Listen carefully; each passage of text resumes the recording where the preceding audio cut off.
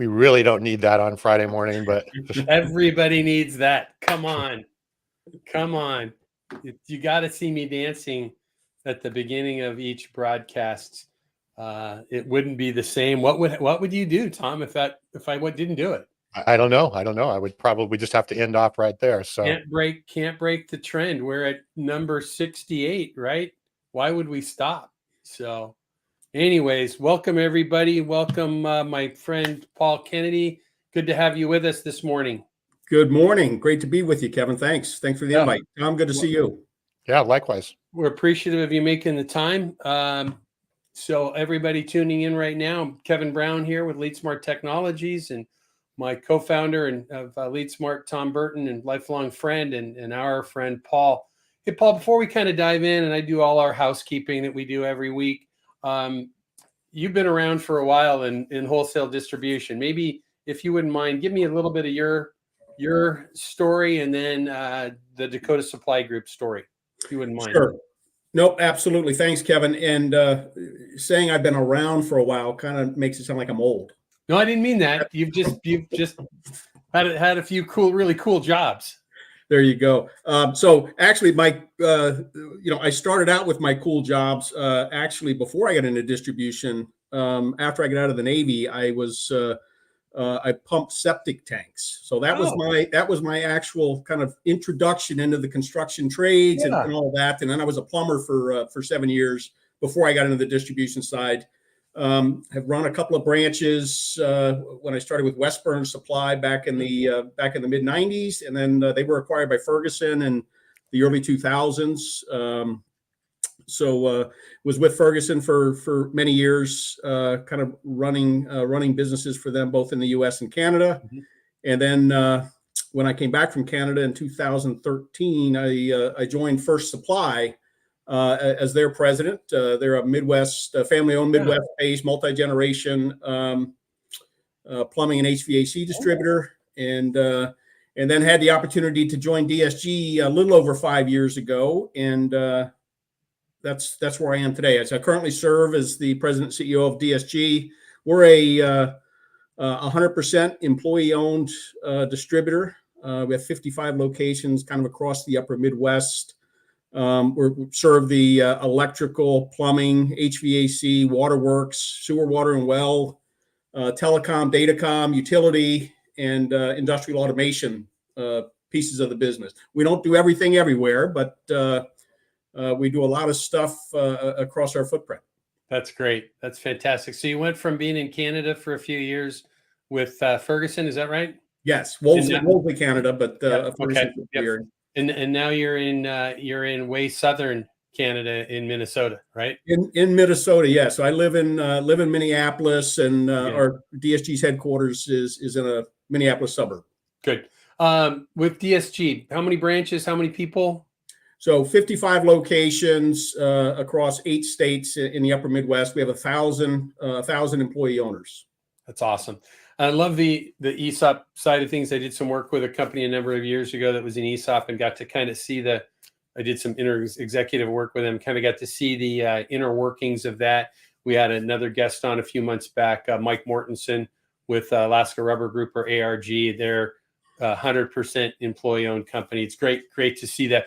And I saw some of your team has joined us today as well. So nice to have some of the new folks that haven't been with us before. So a little bit of background from you is great, because we know we're going to get some fantastic insights from you today. So I'll set your bar pretty high for you now, but I'm very confident in it. So before we dive in further, we're going to do a little bit of the housekeeping we do every week. Again, I'm Kevin Brown, Tom Burton. We're the co-founders of Lead Smart Technologies. Lead Smart is a AI-enabled CRM and customer intelligence solution. It's built specifically for wholesale distribution and manufacturers. So our system isn't built for a school district or a law firm like traditional CRMs. It can go anywhere. We have built a solution based upon my 30 plus years in wholesale distribution, Tom's 30 years plus in the technology world. We came together to build a solution specifically for distribution on the manufacturing side and the distribution side. So that's what we do. But what we do also is every Friday morning, very bright and early, at least for us on the West Coast here, Tom and I are both in California, we publish a newsletter. It's called Around the Horn in Wholesale Distribution. that newsletter kind of takes a little amalgamation or a consolidation of a lot of things going on throughout the world. In very specifically, when we talk about M&A, we talk about artificial intelligence, technology, what's happening in the economy, and we bring all that together and we try and relate that to what's happening in manufacturing and wholesale distribution. We do that through that newsletter. If you don't get it and you would like to, there's two simple ways to get that. You could very easily send us an email. The email address is hello@leadsmarttech.com. Secondly, we have a website for this podcast. It's www.aroundthehornpod.com.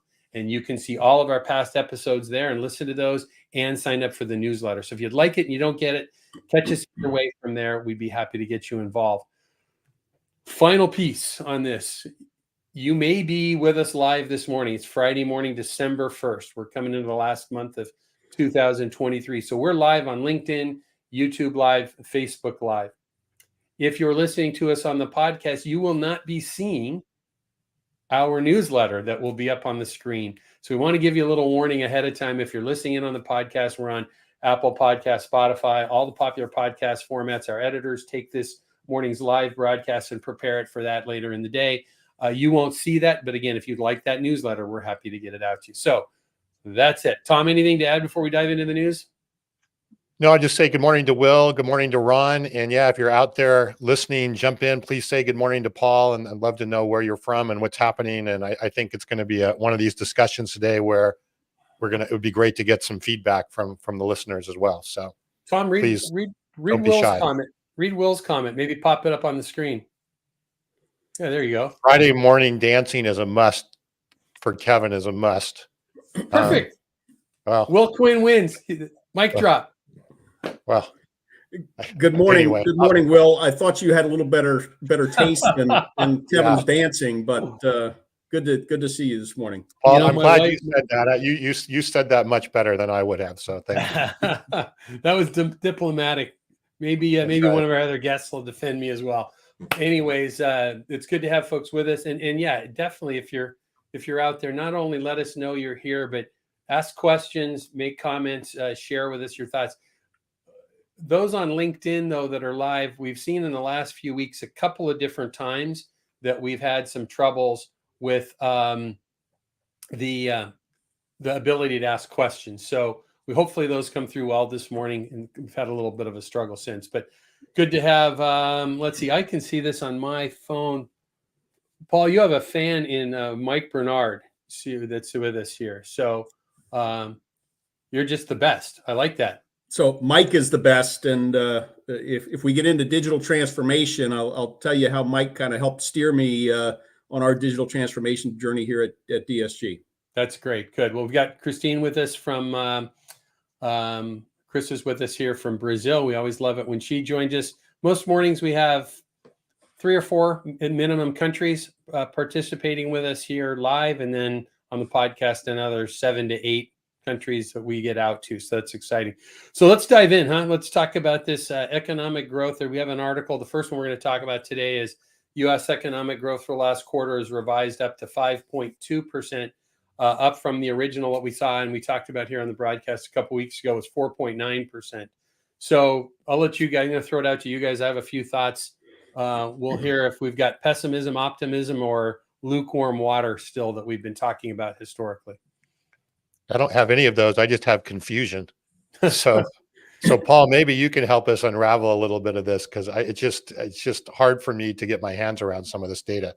Yeah, let me give you my thoughts, and I've got the same confusion as you do, Tom. You know, it's what it I think solidifies to me is nobody has any idea what's going on, and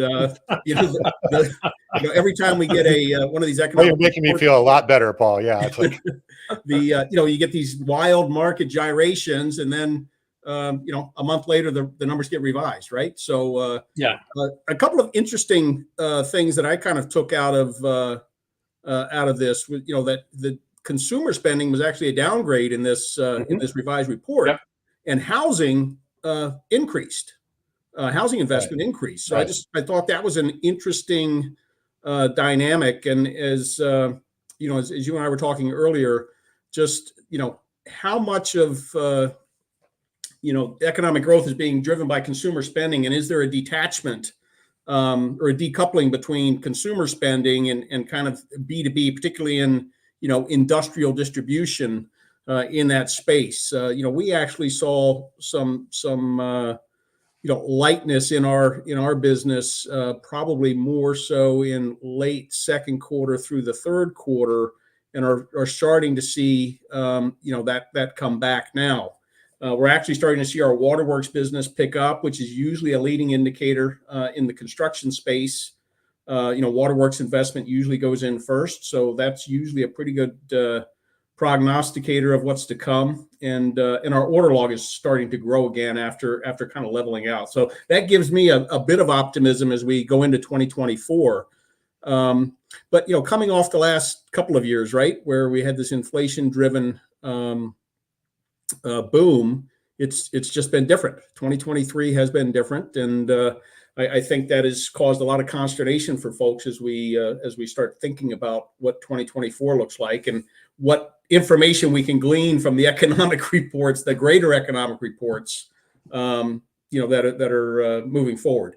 It's clear that interest rates have had an impact on housing. I mean, there's no doubt about that, and we're starting to see that affect some multifamily construction as well. Do you see, Paul, a lot of multifamily projects, right, had maybe 5-year loans or whatever that were lower. Now they're going to have to be refinanced, or they are being refinanced at a higher rate. Are you seeing any impact from that, or any sort of, how the multifamily sort of, or just construction in general is handling that kind of stuff? Well, the rents, because of this housing unit shortage that is kind of across the country, we're 6 million housing units kind of short to support demographic growth. The landlords have kind of been in a position to be able to raise rents, and I think they're starting to. I think I read in this article that rents were under pressure now, and you're starting to see some of that legislated. St. Paul, Minnesota, put rent control legislation in here, and it really dried up. To your point, it really dried up new investment because they can't. Those economics don't work for the the current borrowing structure. Yep, that's interesting. So, Paul, in your business, or what you hear from your peers, and one of the things we didn't mention, and I think this was you being a little humble, is you're on multiple boards of directors, if I remember correctly, with affiliated distributors, the buying group that DSG is associated with, other industry associations you're on some boards and very active in. So I'm going to ask you this question tied to your thinking at DSG, and then what with your peers is. One of the things this article talked about was inventory rates going back up. I don't know that everybody in wholesale distribution's inventories, if you could get product through 2022 and earlier this year, I don't know that people's inventories fell off that much. So I want to ask you about that. And then secondly, second part of the same question is, we look at purchasing managers indexes, we look at home starts, we look at all these, we have all these factors that come out, and the Mid-Eastern market manufacturing index. We've got all of these different things.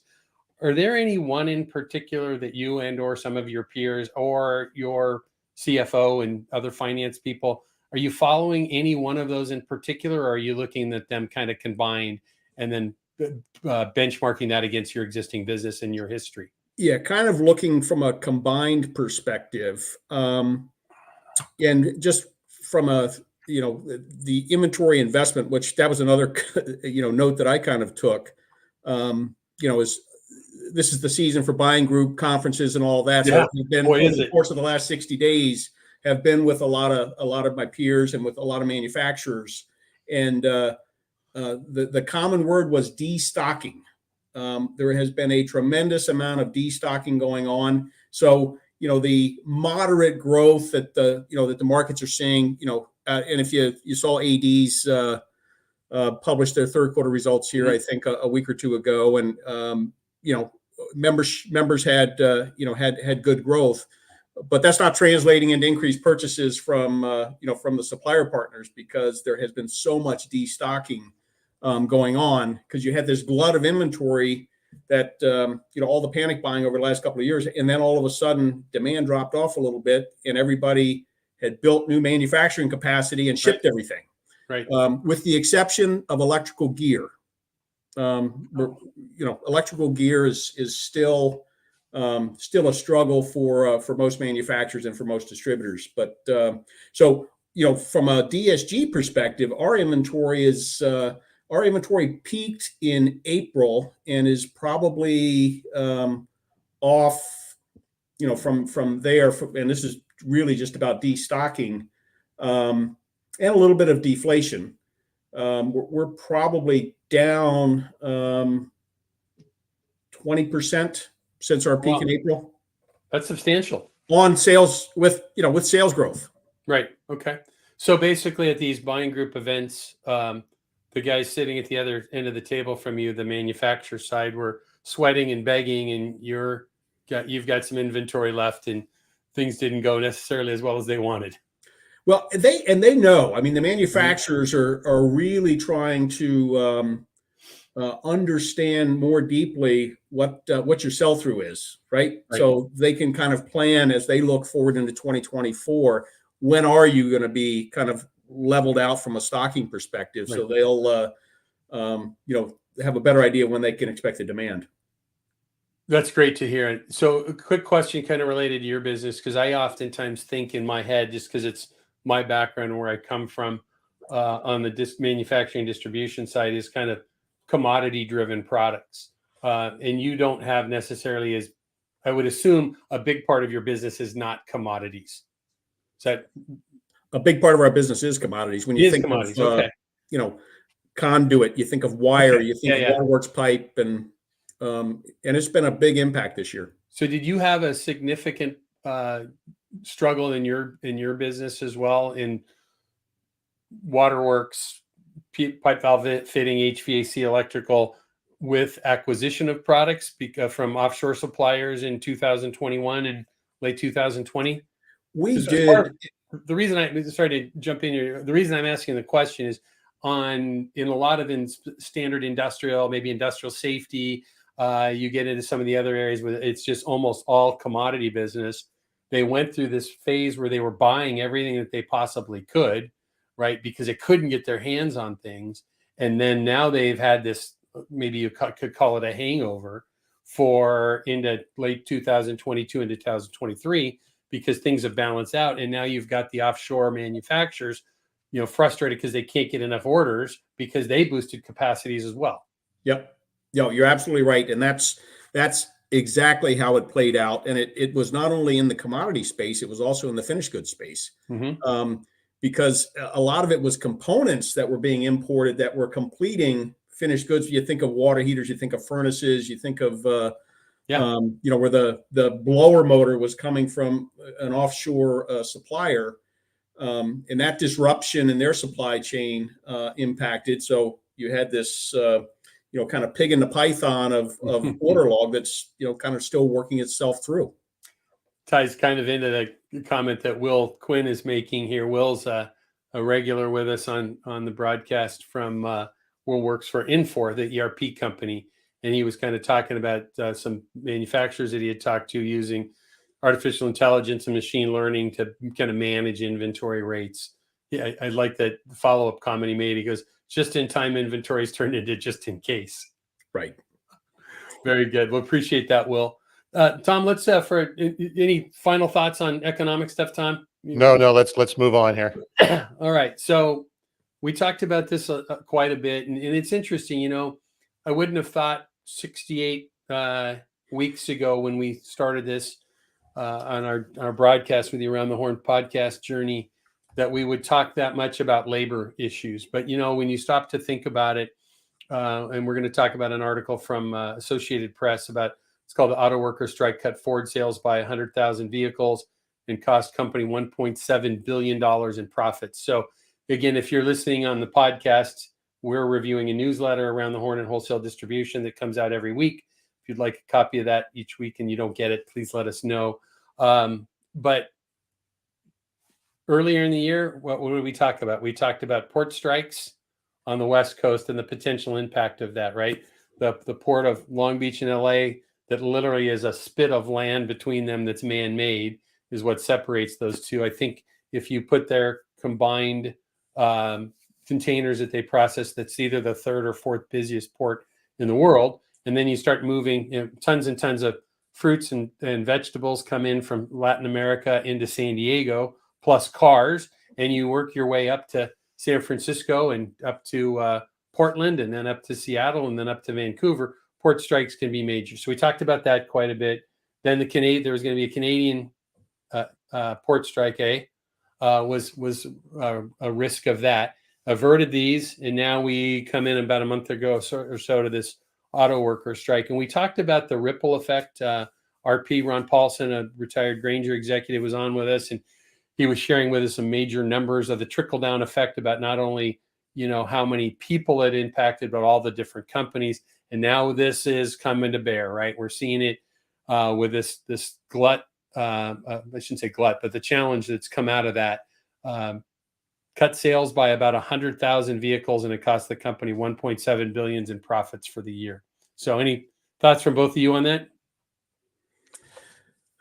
Well, from my perspective, I think it's maybe just kind of indicative of kind of this shift of the power of the worker, and whether union, non-union doesn't matter. But I mean, I think we've seen it in all businesses as it's been tougher to find employees, and they have other choices. So you have to have a compelling offer, and they with the union organizing, they've found a way to kind of push it to the limit.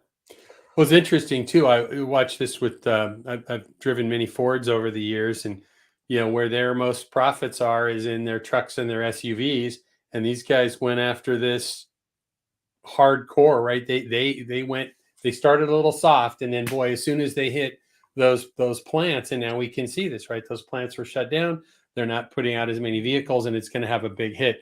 I'm thinking we're going to be talking about this again in a few weeks, because we're going to see more data that what comes out. I hope at least we see the data of the ripple effect, that the impact this had on the Johnson Controls and the Lears and all these first, second, third tier suppliers that make up your car. I don't think most people think about this, but I don't know what the number is. In fact, RP just made a comment. He may know because he worked at Grainger running the Great Lakes area for quite some time. But I'm going to guess I might be way low here, minimum of 25 to 40 different suppliers are putting products into a factory that go into your car. It's probably actually a lot more than that.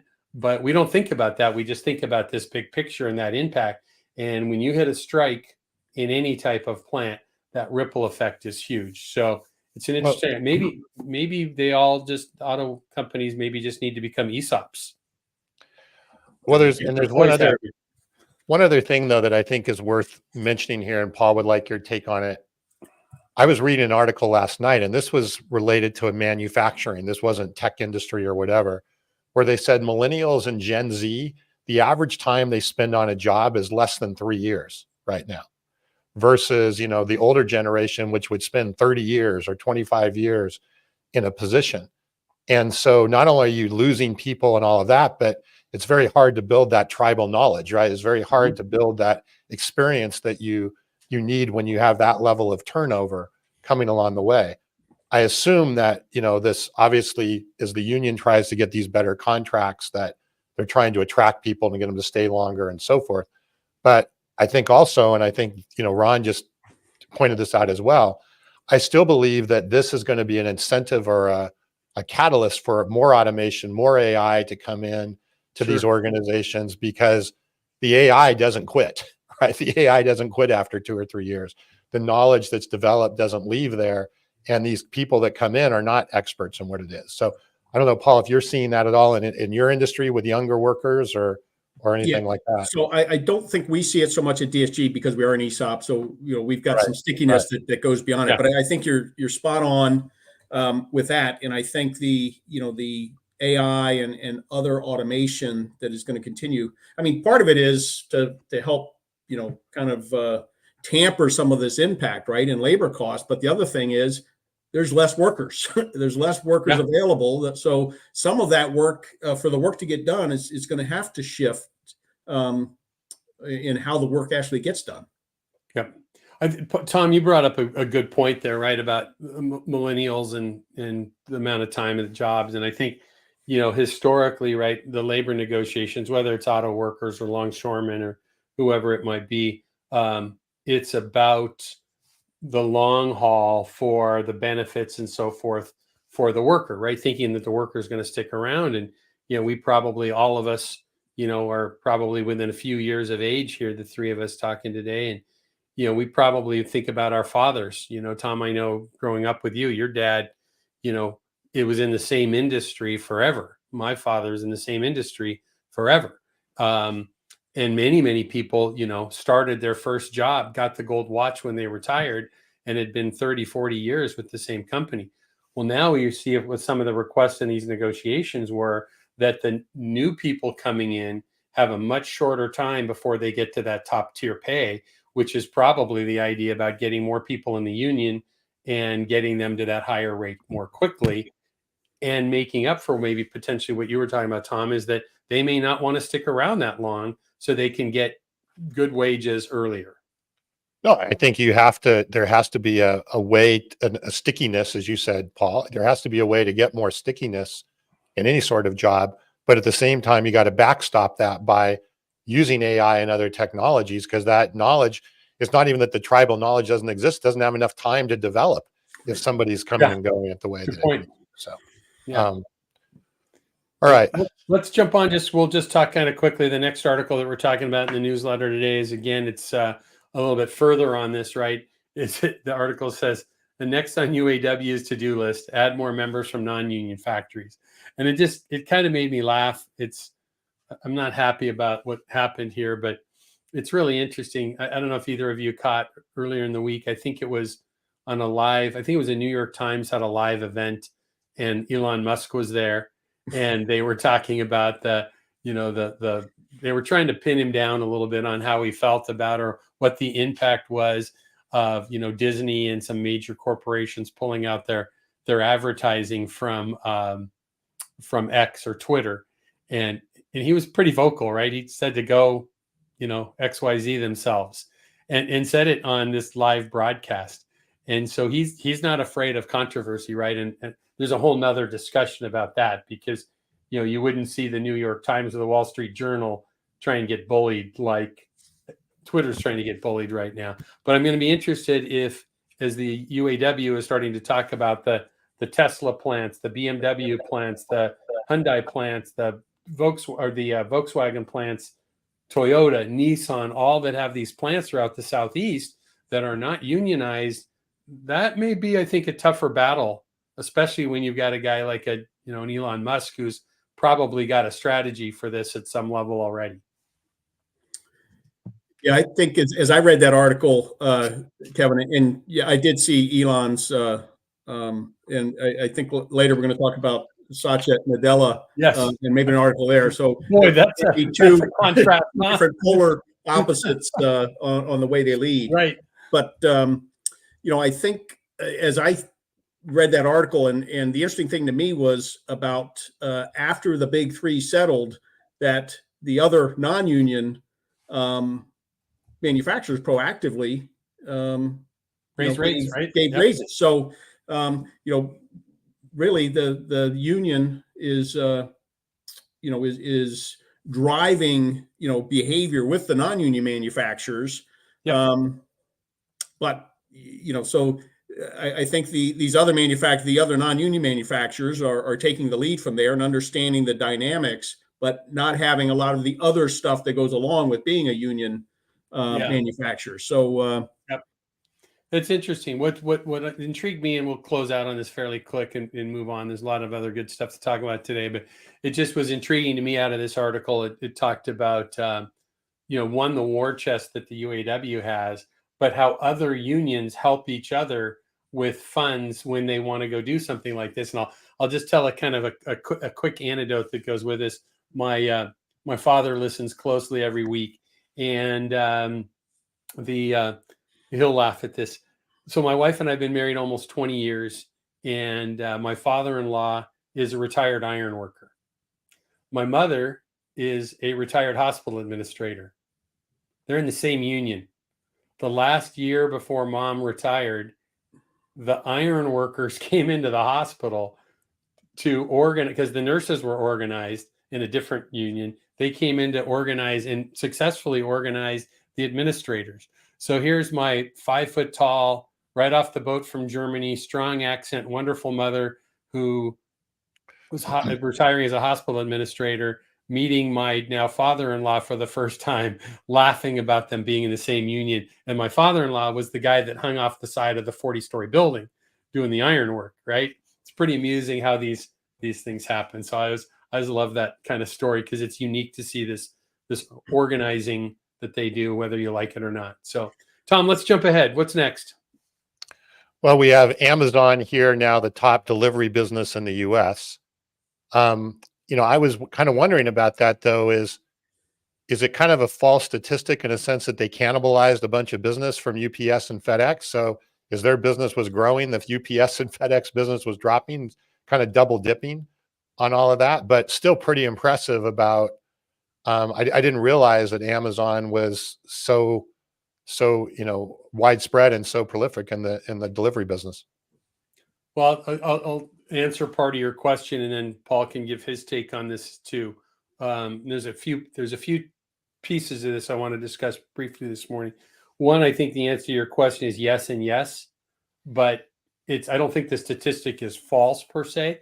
No, it's not false. It's just a double dip, right? Right, but I think what they've looked at, right, and I wish I would have looked this up, because I saw the number recently and I was astounded. The size of of Amazon's air fleet, right? Or I think they just call it Amazon Air, and it's not insignificant number.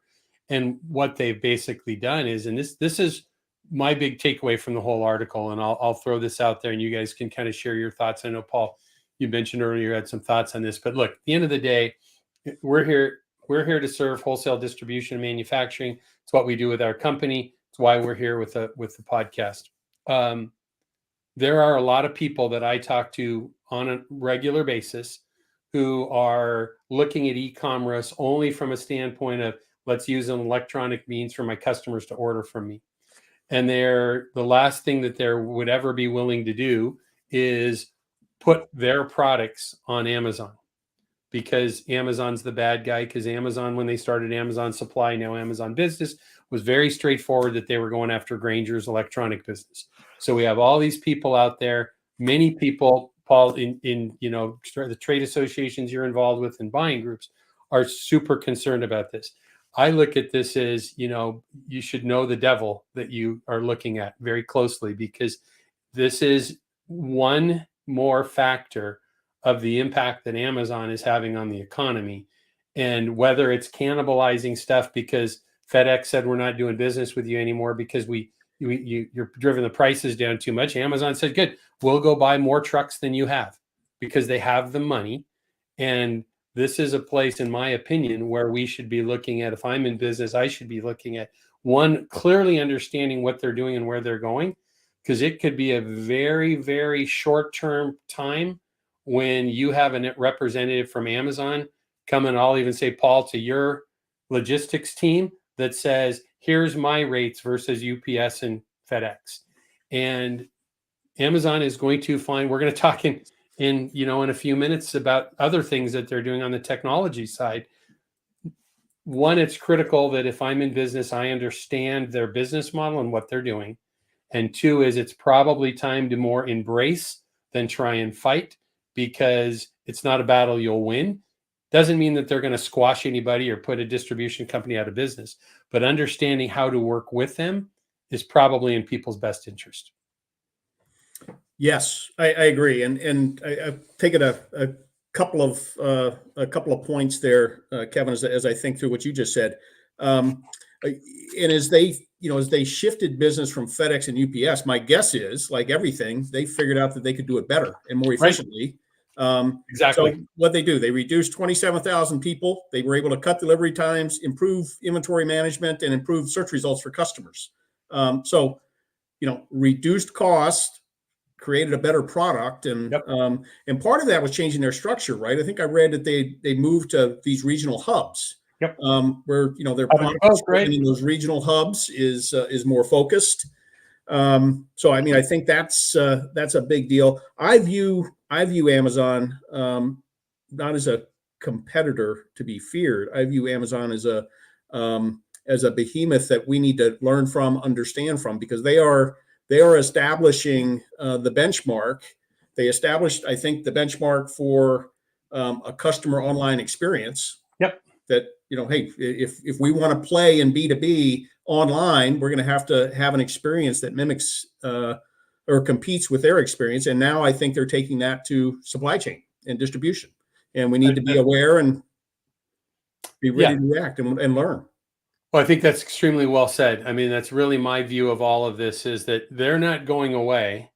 They're going to continue to innovate and do unique things. And I mean, it's not going to surprise me one bit if I'm very soon getting other things delivered by Amazon than what I bought. Let me rephrase that. What Mrs. Brown bought from Amazon is going to be, other things are going to be coming. And I just think they're going to continue to drive what we see in the supply chain. So one last comment I think on this is just it's a constant reminder that we as distributors need to continue to refine our value proposition every day. Yep. Perfectly said, right? We need to understand and watch and so forth as well with this. So great comments here from Tyler Blankenship. I think Tyler's with us for the first time. We appreciate you being with us, talking about Fastenal's partnership with Amazon, which is great. So we're going to see this continuing to move. So we need to kind of move along as well. Next article we talked about just, in fact, we didn't have a show last week because of the holiday. The week before, we talked about Henry Schein, the large medical distributor, one of the biggest at what they do. They were hit by a big ransomware issue, impacted their quarterly earnings results. They had to go back to their shareholders and reforecast earnings and so forth. Big deal. Well, what we're seeing now is they got hit by the exact same group again, and it kind of looks like they maybe started trying to play hardball with this group that had access to their system. And they talked about having stolen 35 terabytes worth of sensitive data that would publicly release on a daily basis. Astounding, right? And so, boom, 2 weeks later, we're in the same boat we are. They were trying to get their e-commerce platform relaunched, had to hit pause on that. Dangerous stuff. Crazy. Yeah, it's dangerous and crazy, but I think what this in cybersecurity, right, is it's a multi-dimensional problem. Mm-hmm. It's not just, oh, do I have my data secure, or do I have my privacy together, or whatever. It's a multi-dimensional problem that, there's different ways that these groups can go in and basically wreak havoc. Yep.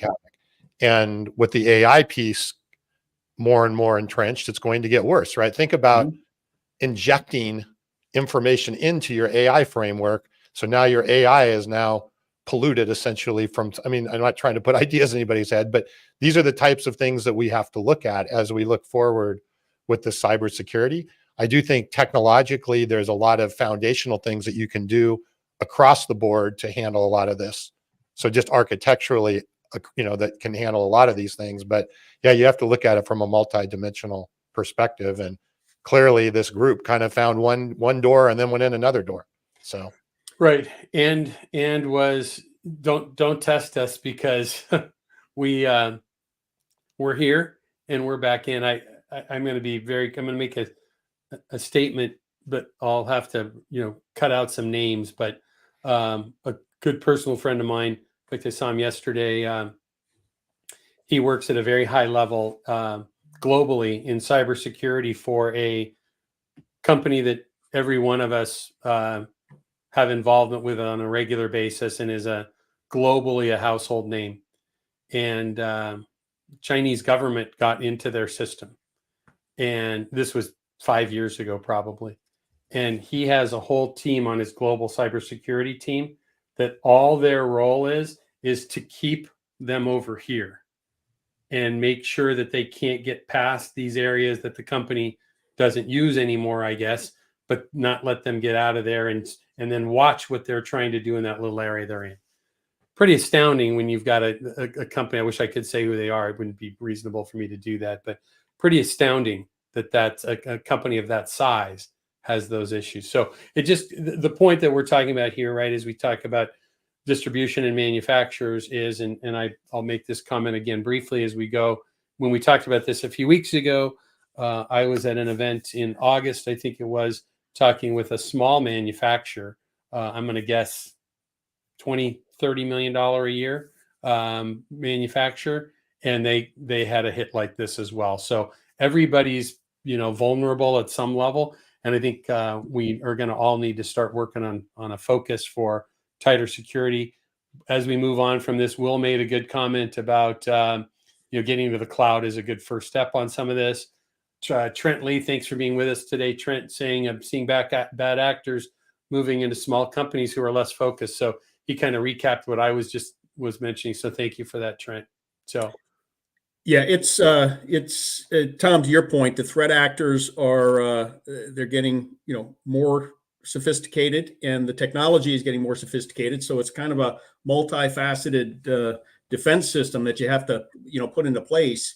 And our view from a risk perspective at the board level is really, it's not if it's going to happen, it's when. So if you have that mentality, then you are constantly making sure that you are keeping up with your defenses, and and training, and we've dedicated a lot of resources to it and continue to. But it's the AI item that you brought up is it would be a nefarious way to kind of get in through the back door, right? Yeah, it's interesting, and we have to kind of look at this as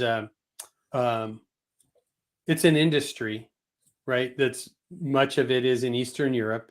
It's an industry, and when you have an industry that gets started, you can kind of think about this, right? If you've got a handful of guys that are hackers and programmers that are working with a large group that's going after the major companies of the world, it only makes sense that a couple of these guys are going to peel off and go, well, I can use this tool on my own against a small company, right? So I'll go attack that. I don't need $3 million. I need 100 people to give me $100,000, right? And that's, I think, what we're probably starting to see here a little bit. So from a time standpoint, let's jump ahead. Just another comment, though, here from Trent. Paul, you've got quite a fan club out there.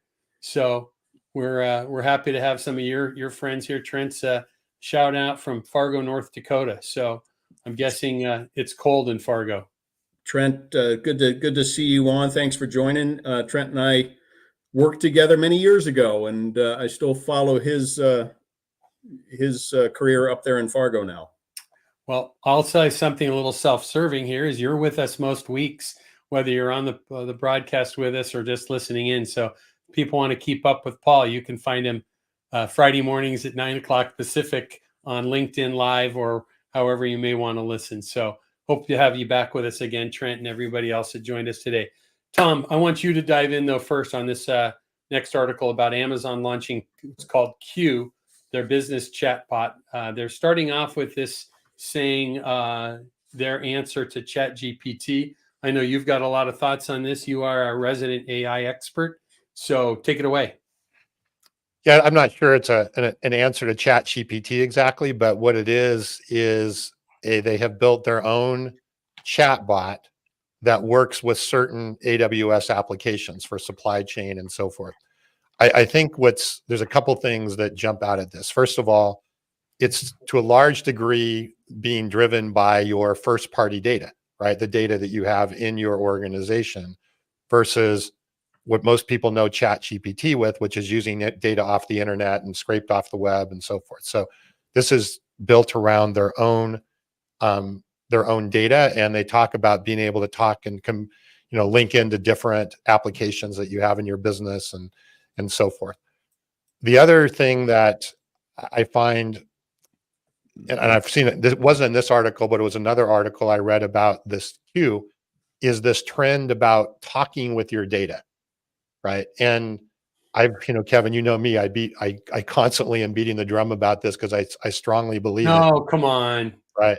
Is that what this is allowing somebody to do is to go in and have a conversation about their data and with their data.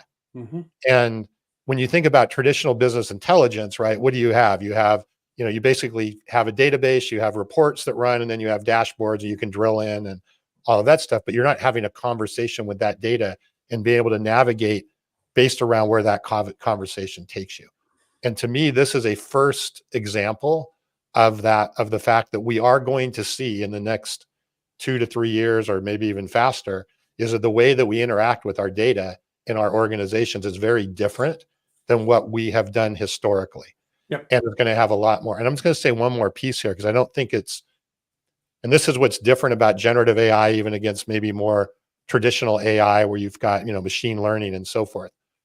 A lot of this, when you ask and you have a conversation with the data, the AI is on the fly determining the analysis that it needs to make based on the question that you answer it, right? So rather than having fixed sets of questions or fixed sets of analysis that it's doing, if I ask, well, how is it going with my supply chain in China or whatever, it is that generative AI is on the fly taking your request and then figuring out the correct analysis dynamically at that point in time to provide that data back.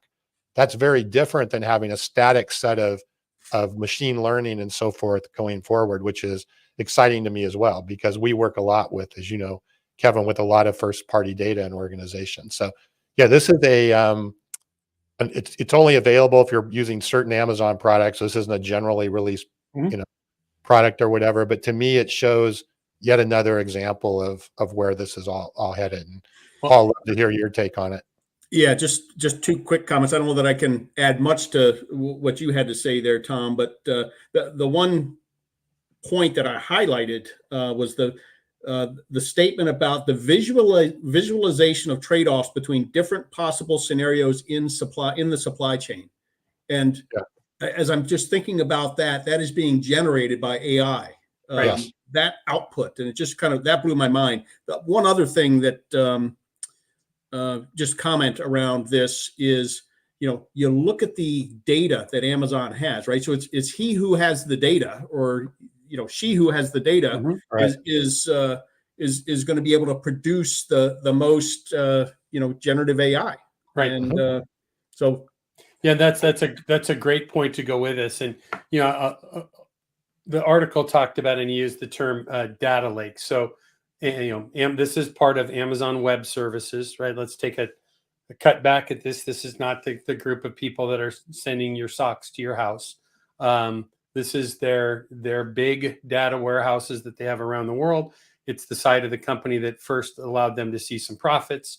And so they use the term here, data lake. And Tom, I'll have you correct anything that I err in here. But we had at Lead Smart, we had our 2 days of 2024 planning earlier in the week, and part of that was one of our main architects and developers that works on Tom's team, and Tom sat down and kind of walked me through what's coming product wise, and the idea coming. If you think about, we always reference this back to wholesale distribution. So you're going to start hearing a lot more about this term data lake. We kind of heard about data warehouses a little bit more in the past, but imagine this place where we could be, where we take every PDF in our company that we've ever had, every spreadsheet that we've ever had. We connect our ERP, our marketing automation, our e-commerce data. We connect that into a data lake for live data use, right? And then we put every supplier spec sheet, every supplier catalog. If you choose every competitor data that you have, you put that into this data lake, and then you use a GPT-like solution. And I got to see some pretty cool early stage visualizations of that earlier in the week. It got me all excited. It gets me talking like the computer geek for a moment here. Is the idea, if you're a wholesale distributor or a manufacturer in this setting, that just says, hey, within an existing system, i.e. like a AI-enabled CRM solution, to just have this conversation with all of my data that has ever been produced. And we used a term, one of the guys that works in our company, his father works for a large national electrical distributor that everyone would probably, many here would know the name of. And his dad's name's Greg, and Greg's been around forever. So Greg's got people from branches 3 states away calling Greg to be the expert. Well, we don't need Greg to be the expert to the level, right? That tribal knowledge, every bit of tribal knowledge that have ever been there is now in this data lake. And the person that's been in the company 3 weeks can get that tribal knowledge of the person from 30 years, right? And that's where we're moving down this road. Like I said, I got to see some great examples of it earlier in the week, but this data lake will now be available to us through what we like to term as an incumbent type product, right? We don't have to go figure out, and we're going to see this through Microsoft products and other products, right? Incumbent solutions that we already use will introduce our entree as an organization. We don't have to go figure out, do I need to go buy from this startup or that startup that's only been in business for 3 weeks? We can get access to this from incumbent products. So that's what excites me. So, Tom, did I do that all right? You did that okay. And just, I know we need to move right on here, but I guess the big takeaway here is, yes, if you have data, if you can if you can organize your data, then really all you really need to do is determine the use cases that you want to accomplish with that data, and then determine, okay, what's the experience that I'm going to provide to my users to actually leverage those use cases. It's not having to figure out, well, how am I going to build a machine learning model for this, and how am I going to build a machine learning model for that? Right. If you just get your data organized well, the AI will take care of that as you go forward. And now it's just a function of use cases and experience. So very different mindset in terms of how we go about this as we go forward. Anyway, don't get me started. Let's move on. Let's do this. There's the last article that we're going to talk about today is our good read that we do every week. But every week also, and just as a quick reminder, Tom, let's just stop there at our industry scuttlebutt. Just a couple quick things there. But the quick reminder, if you're listening on a podcast, we're looking at a newsletter that comes out every week. I always try and mention this 2 or 3 times because we don't want to throw a curveball at those that are listening and not seeing us. And we got 3 handsome faces here today. But if you're not able to see us, we're looking at a newsletter. It's called Around the Horn and Wholesale Distribution. If you'd like to get a copy of that, just reach out to us at hello@leadsmarttech.com, or our website for the podcast is aroundthehornpod.com. And that's all the information is there. So industry scuttlebutt, just a couple quick things. If you're in the safety industry or the industrial side of things, you're probably familiar with a market leader that started off in the ergonomic field and went broad PPE, Ergodyne. Their founder, who founded the company with his father, Tom Votels, retiring. Tom has been he's one of those guys that has just had his hand in not just growing his company, but growing an industry and a category. Tons of volunteer work. So hats off to Tom. He's a great guy. Other article there is a Forbes article about distributor rankings. Good read. Paul, I know you had a quick comment on this. Schneider Electric pledging $1 million is one of the articles we posted here as well to the National Association of Electrical Distributors. You want to comment on that one briefly before we move on to our last article? You bet. Thanks. And I'd say, Tom, I don't know Tom, but Tom's from St. Paul, so Tom's got to be a great guy. So congratulations on your retirement. And thanks on the Schneider piece. I am active with NAED and just was really energized to see Schneider's pledge of $1 million. We've had several other manufacturers make significant pledges, as well as distributors, to the Next Level Now campaign, which is really a campaign that NAED has undertaken to really focus on technology change and driving the digital transformation of the distribution channel. So thank you, Schneider, and thank you, NAED, for your leadership in that space. Good. Last little piece on this. We'll go to our last article before we wrap up today. What I didn't mention is Ergodyne. You might know this. Ergodyne is now a division, Paul, of Klein Tool. Yep. So that's kind of next time I come to the Twin Cities, you, Tom, and I will get together. I'll buy the first round, and then I'm going to leave it to you guys after that. But maybe that'd be fun group to get together. So listen, there's a cool article. We have a feature in the newsletter every week. It's called a good read. It's usually about personal development or leadership. I just love this article. I think you liked it as well, Paul. It was about Satya Nadella, the CEO of Microsoft. Microsoft, quickly to tell the story, and we only have about 3 or 4 minutes left today, but I want to quickly share this. OpenAI, the company behind ChatGPT. If you don't know about it, I posted a couple of live videos last week or week before when it was all going on. Big board eruption. Board was trying to push the CEO out. Microsoft came in, looked to be kind of saving the day. But there's a big piece that happened in, they use the term oftentimes emotional intelligence, but I'm going to just call it leadership here about how he handled all of this. So, Paul, I know you had some thoughts. I want to hear what your thinking is. As I don't lead a 1,000-person organization like you do, so I love your thoughts on all this. Yeah, thanks, Kevin. As I read this article, and for anybody that was following this in the news, it was a soap opera. Yeah. As Altman was kind of booted out, and then it appeared that Microsoft was going to hire him. So after all of that, and after things settled out, and the board rehired Altman back to OpenAI, Satya sent this email or the text, I think it was, that you'll see in the article. Yeah. And it was just amazing to me as I read it. And when you talk about lessons in leadership, just how calm, focused on the mission, not getting caught up with all of the distractions. So he's really commending the Microsoft team on not letting all of this hysteria around OpenAI take them away from their focus and their mission, which really speaks to Satya, but also speaks to the culture that he's created at Microsoft. Exactly. That kind of bore itself out.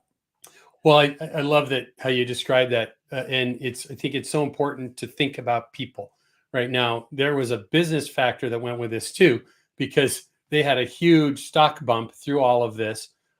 Never actually hired Sam Altman, had the plan in place to do it, but he also offered a job to the 700 people that were there that quickly showed how supportive they were and showed that Microsoft would be a great place for them all to come. So if you get a chance, this is an Inc. magazine. We need to kind of wrap up, but a great thing that I just saw from a leadership standpoint, everything that he did over the course of these days was to put the employees and people first, and it turned out with great results for them as well. So listen, we kind of need to wrap up here. Again, if you don't get the newsletter and you'd like to, please let us know. All of these articles are there. We're here every Friday morning on LinkedIn Live, Facebook Live, YouTube Live, as well as our podcast that will hit this afternoon. It usually hits mid-afternoon on all the popular podcast formats.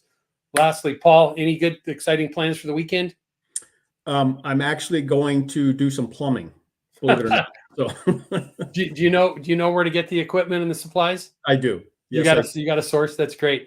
That's great. Good. So thank you so much, my friend, for being with us. My pleasure. Yeah, it's awesome. Thank you, Paul. One question and in favor, will you come back in the new year? Sure, I would love to. This wasn't as painful as you made it out to be. I hope I didn't do that.